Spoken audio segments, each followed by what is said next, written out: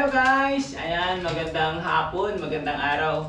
So ito yung continuation ng ating upload dito sa unboxing sa Grab trunk tray ni Desar. So ngayon ay good news, di ba? In the previous vlog, sinabi ko na nakalabas na sa hospital si Mr. D.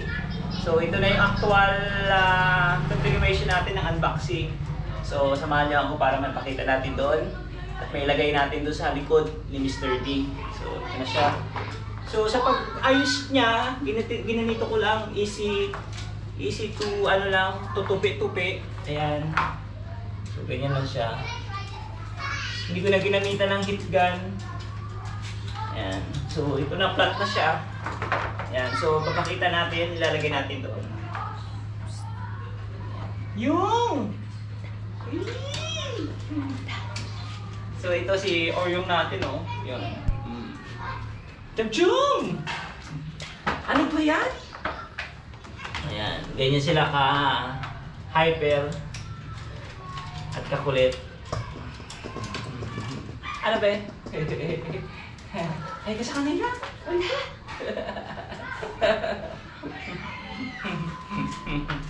Oh, tara na. Lagyan natin. Kunin ko lang yung susi. Tara.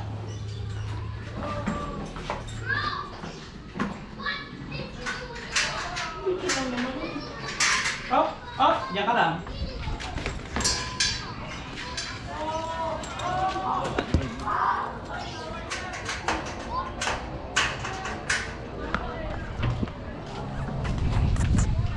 Gimana natin yan?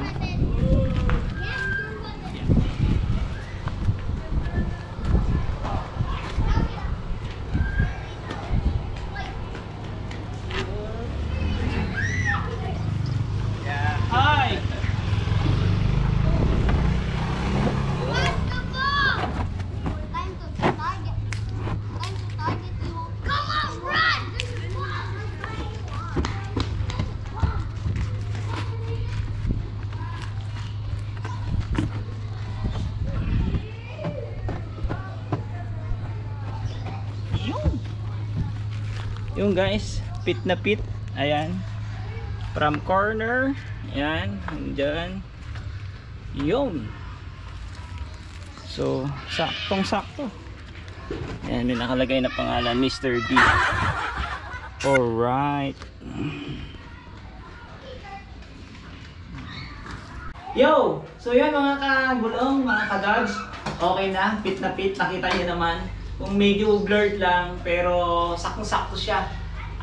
Saktong-sakto siya doon sa likod ni Mr. D. Yan. So, ayan, nilagay ko na sa description before yung link, pero ilalagay ko pa rin ngayon yung part 2. Ayan. So, maganda yung trunk tray. Ayan. Kasya ilalagay ko tong aso natin, oh. Si Oryong! Ayan. So, salamat sa support mga kadadas, mga kagulong. Hanggang sa muli nating unboxing, ayan, sa trunk tray ni Mr. D. Alright, God bless. Oryong.